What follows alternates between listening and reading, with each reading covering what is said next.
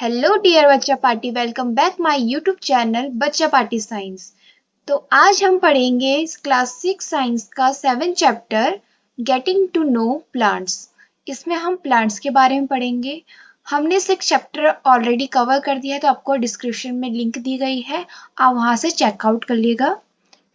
तो पहले आते हैं हम प्लांट्स की इंट्रोडक्शन में कि प्लांट्स होते क्या हैं।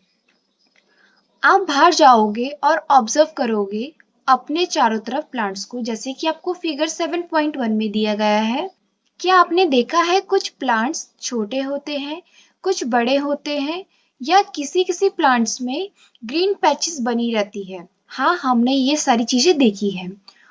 कुछ ग्रीन लीव्स की होती है या फिर कुछ रेड फ्लावर्स की होती है, कुछ ब्लू कलर की होती है। ये सारी चीजें हमें वैरायटी देखने को मिलती है अपने आसपास, जैसे कि होम में, स्कूल ग्राउंड में, on the way to the school. जब हम स्कूल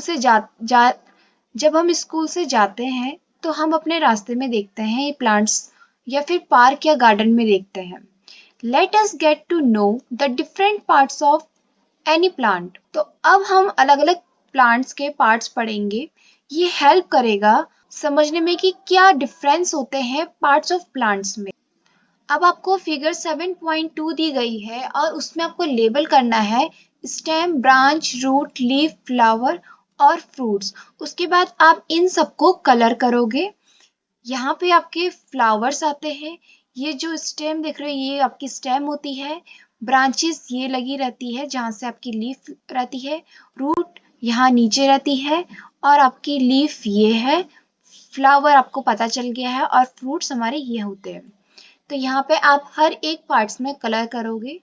अब आते हैं हम नेक्स्ट टॉपिक में 7.1 the herbs, shrubs and trees. Activity 1 दी गई है पहले आपको। Look closely at the stem and branches of. आप बहुत पास से हर स्टेम को और ब्रांचेस को ऑब्जर्व करोगे। तो जब हम किसी प्लांट्स के स्टेम और ब्रांचेस को देखते हैं तो हमें क्या देखने को मिलता है? Plants much smaller than you. हम देखते हैं कि जो प्लांट्स हैं हमसे बहुत छोटे हैं, या फिर वो हमारे साइज के बराबर होते हैं, या फिर हमसे बहुत बड़े होते हैं। Feel their stem and try to bend them gently to see if they are tender और हार्ड। आप क्या करोगे? उन स्टेम को बेंड करोगे, मोड़ोगे और देखोगे कि वो बहुत सॉफ्ट है, इजीली से मुड़ जा रहे हैं, या फिर हार्ड है। तो अब आपको टेबल 7.1 दी गई है। कैटेगरीज ऑफ प्लांट, कैटेगरी दे रखी है। सबसे पहले ब्लॉक में आप देख रहे हो प्लांट्स नेम दिए गए हैं। फिर सेकंड में आपको हाइट दी गई है, फिर स्टेम्स दिए गए हैं, उसके बाद आपको ब्रांचेस दी गई है। तो पहले आता है आपका टमाटो। टमाटो की हाइट क्या होती है? शॉर्ट होती है। और जो उनकी स्टीम होती है वो ग्रीन होती है। वो इजिली से बेंड हो जाते हैं। और उसके बाद ये कौन सी कैटेगरी में आते हैं? हर्ब कैटेगरी में आते हैं। वैसे ही मैंगो दिया गया है। मैंगो वेरी टॉल, ये बहुत बड़े होते हैं और इनकी जो स्टीम है थिक होती है, ये हार्ड भी होते हैं। और जो इनकी ब्रांचेस लगी रहती है वो स्टेम से ऊपर आती है और इनकी कैटेगरी ट्री में आती है। दूसरा प्लांट दे रखा आपको लेमन। इनकी जो हाइट होती है वो लगभग हमारे बराबर होती है। ये हार्ड होते हैं। इनकी जो स्टेम रहती है वो बेस में लगी रहती है और इनकी कैटेगरी आती है शर्ब में। तो आपको ये टेबल दी गई है। आप अगर आपको कुछ और प्लांट्स नेम पता है तो आप यहाँ पे लिखिएगा और वैसे ही आप इनके हाइट, स्टेम और ब्रांचेस को उतारोगे। Take care that the stem do not break. Hug the tall plants to see how thick their stem are. आप बहुत ध्यान से इन स्टेम को देखोगे और ध्यान रखिएगा इनको तोड़ोगे नहीं। और जो बड़े प्लांट्स होते हैं, जैसे कि आपके ऊपर दिया गया है मैंगो ट्री, उनको हग करोगे और ऑब्जर्व करोगे कि कितनी थिक होती है उनकी stem. We all need to notice from where the branches grow in some plants, close to the ground or higher up the stem. और हमने क्या नोटिस करा इसमें? हमने नोटिस ये करा है कि जो ब्रांचेस होती है वो कहाँ ग्रो होती है। कुछ ग्राउंड से ही ग्रो होने लग जाती है ब्रांचेस, कुछ स्टेम के ऊपर से ग्रो होती है। We will now group all the plants we observe in table 7.1. Some examples are shown. You can fill the column 1, 2 and 3 for many more plants. Fill column 4 later after studying this section. अब हम क्या करेंगे? इन सारे plants को group करेंगे table 7.1 में, और कुछ और एग्जाम्पल आप ले सकते हो अगर आपको प्लांट्स के बारे में पता है। उसके बाद आप फिल करोगे कॉलम 1 में, 2 में, 3 में, और कॉलम 4 भी आप फिल करोगे, पर लेकिन उसके लिए आपको स्टडी करनी पड़ेगी कि कौन से पार्ट किस उसमें आते हैं। Based on this characters plant can be classified into 3 categories, herb, shrubs and tree. और जो प्लांट्स है उनको 3 भागों में डिवाइड किया गया है, हर्ब, श्रब और ट्री में। जैसे कि आपको एग्जाम्पल दिया गया है 7.3 में, ये आते हैं फिगर 7.3। यहाँ पे आपको हर्ब, श्रब और ट्री के एग्जाम्पल दिए गए हैं। जो ए पार्ट है वो आपका हर्ब में आता है, और जो बी है वो श्रब में, और सी ट्री में आता है। Plants with green and tender stem are called herb. They are usually short and may not have many branches. अब बात आती है हर्ब्स की। हर्ब किसको कहेंगे? हर्ब ऐसे प्लांट होते हैं जो दिखने में ग्रीन कलर के होते हैं और इजीली से मुड़ जाते हैं। जो उनकी स्टेम होती है वो इजीली से बेंड हो जाती है, उसको हम हर्ब कहेंगे। और ये दिखने में छोटे होते हैं और इसकी बहुत सारी ब्रांचेस होती है, जैसे कि आपको फिगर 7.3 में दिया गया है ए पार्ट में। ये दे रखा है आपको फिगर 7.3 का ए पार्ट, इसको कहेंगे हम herb. Some plants develop branch near the base of stem. The stem is hard but not very thick. Such plants are called shrub। अब बात आती है shrub की। shrub ऐसे प्लांट होते हैं जिनकी ब्रांचेस एकदम बेस स्टेम से नीचे से लगी रहती है। उसके बाद ये बहुत हार्ड होते हैं, पर लेकिन ये ज्यादा थिक नहीं होते हैं। ऐसे प्लांट्स को हम shrub कहेंगे। Some plants are very tall and have hard and thick stem. The stem have branches in the upper part much above the ground. Such plants are called trees. अब बात आती है ट्रीज की। Trees ऐसे plants होते हैं जो बहुत बड़े होते हैं, हार्ड होते हैं, थिक स्टेम होती है, और उनकी जो ब्रांचेस होती है वो अपर साइड से लगने लग जाती, बेस से नहीं लगती है, और ये ग्राउंड के ऊपर से होते हैं। ऐसे प्लांट्स को हम कहते हैं ट्री, जैसे कि आपको फिगर 7.3 में दिया गया है। Based on the above characteristics, can you now classify the plants listed by you and complete column 4 in table 7.1? अब आपको हर शब्द और ट्री के बारे में पता चल गया है कि किसको हम क्या कहते हैं, तो आप टेबल 7.1 में कॉलम 4 में उतार सकते हो। Plants with weak stem that cannot stand upright but spread on the ground are called creepers. Creepers ऐसे प्लांट को कहेंगे जिनकी स्टेम्स वीक होती है, कमजोर होती है, और वो खड़े नहीं हो पाते हैं, एकदम ग्राउंड में बिछे रहते हैं, जैसे कि फिगर 7.4 में दिया गया है आपको। ये है फिगर 7.4। ऐसे प्लांट्स को हम क्रीपर्स कहेंगे जो स्टैंड नहीं हो पाते, खुद से खड़े नहीं हो पाते, बिल्कुल ग्राउंड में बिछ जाते हैं, उनको हम क्रीपर्स कहेंगे। While those that take support and climb up are called climbers. और क्लाइंबर्स ऐसे प्लांट होते हैं जो दूसरों के सपोर्ट में खड़े होते हैं, क्लाइंब करते हैं, उनको हम कहेंगे क्लाइंबर्स, जैसे कि फिगर 7.5 में दिया गया है। These are different from herb, shrub and tree. ये herb, shrub और ट्री से बिल्कुल डिफरेंट होते हैं। Perhaps there are some plants in your school or at home that you take care of. ऐसे प्लांट जो आपके स्कूल में, आपके घर में होते हैं, आप उनकी केयर करते हो। Write down the name of any 2 trees, shrubs, herb or creepers growing in your house or school. तो उसने यही बात कही है कि अगर आपके घर में या स्कूल में कोई भी ट्रीज, श्रब, हर्ब, क्रीपर्स ऐसे प्लांट्स ग्रो होते हैं तो आप उनको नोट डाउन करिएगा। Now come on the next topic, 7.2 stem. Observe closely the stem of different plants around you. Note down different structure parts formed by the stem. आप अपने आसपास देखोगे स्टेम्स को तो आप उनको बहुत क्लोजली से ऑब्जर्व करोगे और नोट डाउन करोगे उनके स्ट्रक्चर को कि किस तरह से उनके स्टेम के स्ट्रक्चर बने रहते हैं। Compare your observation with the that of your friend. और अपने दोस्त के साथ इस ऑब्जर्वेशन को कंपेयर करोगे। What do you find? आपने क्या पता लगाया stem bear leaves, branches, birds, flower and fruits. तो जो स्टेम है उसमें लीव्स पाई जाती है, ब्रांचेस होती हैं, बर्ड्स होते हैं, फ्लावर्स होते हैं और फ्रूट्स होते हैं। अब आते हैं हम एक्टिविटी 2 में। We would require a glass, water, red blue ink and a soft stem. हमें जरूरत है अभी ग्लास की, वाटर की, रेड ब्लू इंक की और सॉफ्ट स्टेम की। Pour water to fill 1/3 of the glass. और आप एक ग्लास लोगे और उसमें 1/3 वाटर डाल दोगे। Add a few drops of red blue ink to the water। और उस वाटर में आप रेड ब्लू इंक डाल दोगे, कुछ ड्रॉप डाल दोगे उसकी। Cut the base of the stem and put it in the glass as show in figure 7.6।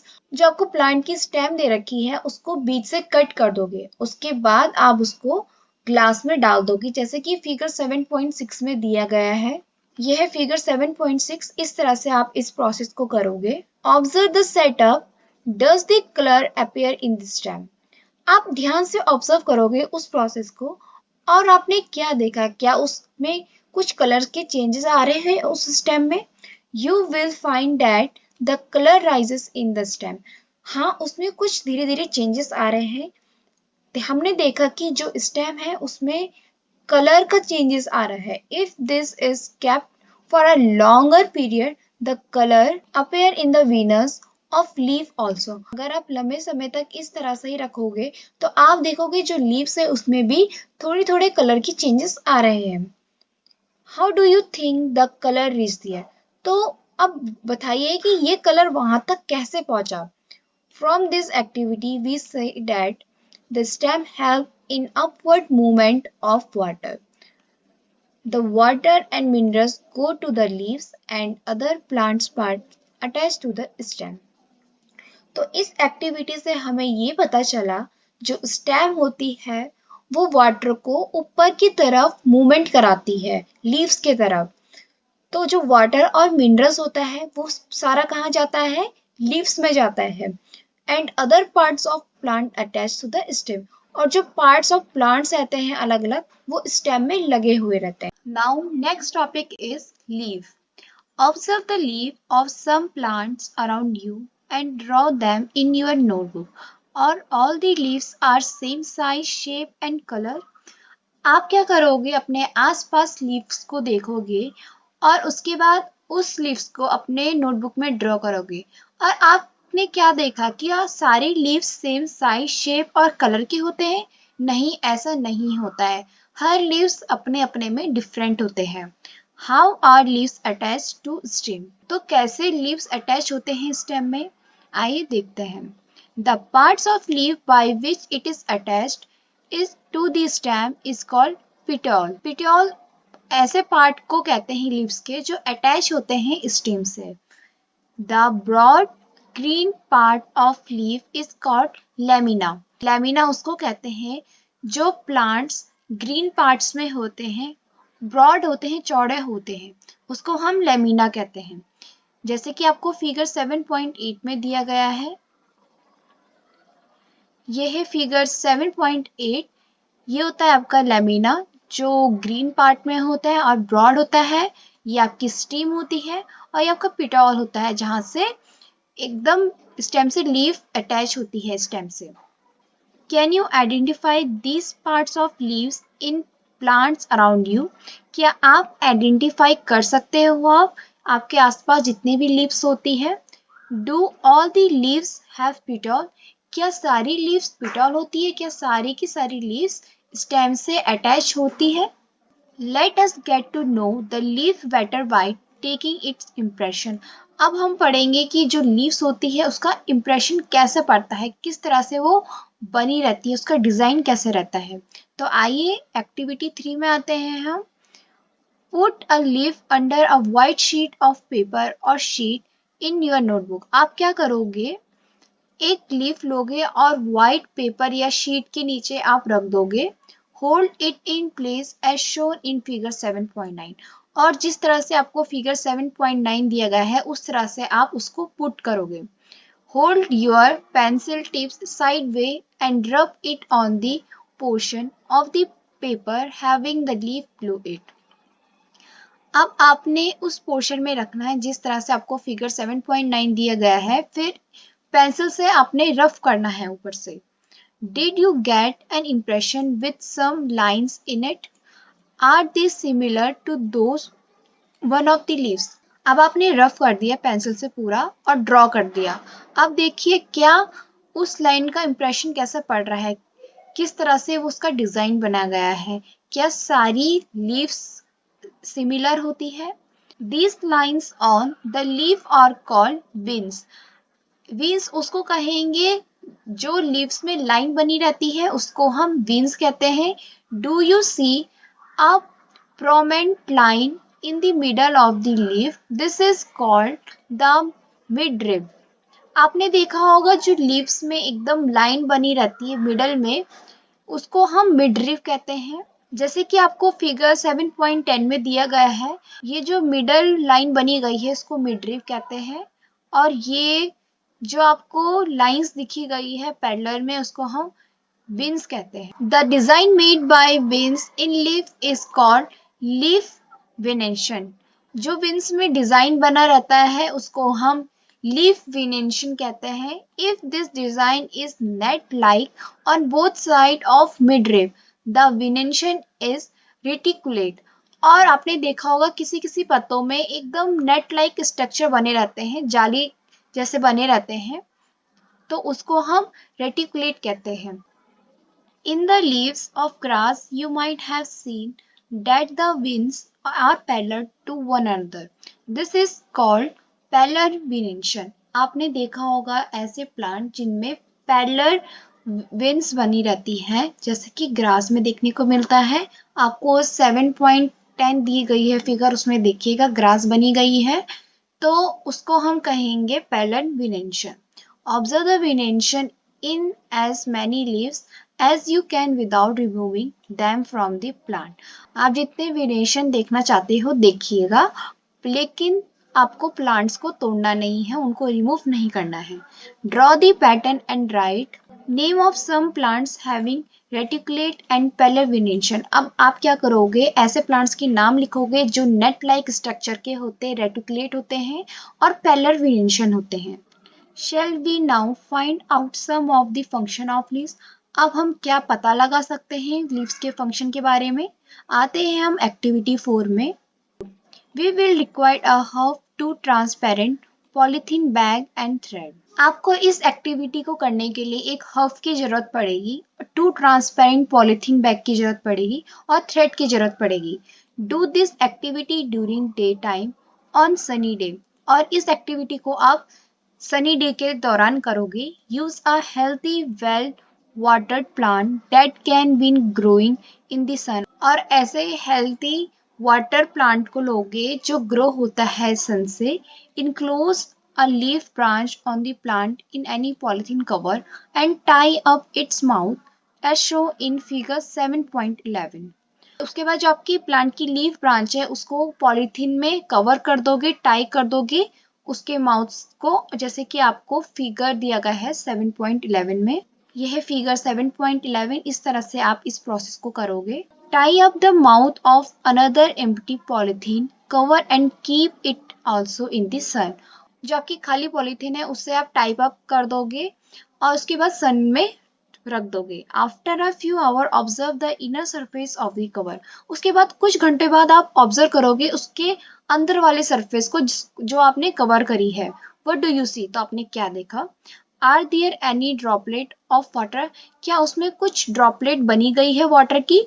How do you think they got there, तो वो कैसे आई। Don't forget to remove the polythene bag after the activity. पर ध्यान रखिएगा इस activity को करने तक आप उस पॉलीथीन बैग को रिमूव नहीं करोगे।